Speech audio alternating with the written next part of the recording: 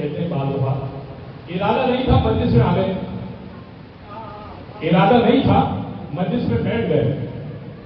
اور یہ بھی سنتے ہیں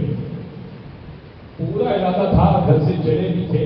آپ کی طرف آ بھی رہے تھے، بس کیا کریں کہ راستے میں گاڑی خراب ہو گئی، آپ کے گھر نہ آ سکے، فلاں جگہ مجلس میں نہ پہنچ سکے، بس وہ ہو گیا۔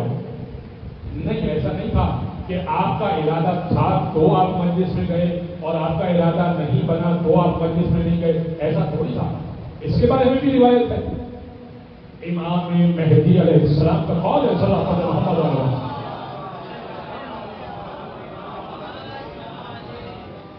امام کا قول ہے، تو ہمارے جد کی مجالس میں ویسے ہی نہیں آتے، ہم تمہارے گھر پر جاتے ہیں، تمہیں دعوت دیتے ہیں نام کے ذریعے سے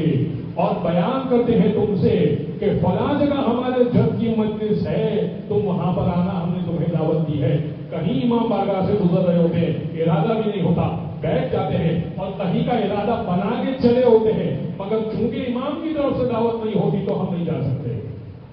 یہ امام کی دعوت ہے تو آپ آئے ہیں، اسی لیے میں نے عرض کیا مہمانان حسین ابن علی، صلوات پڑھے محمد علیہ۔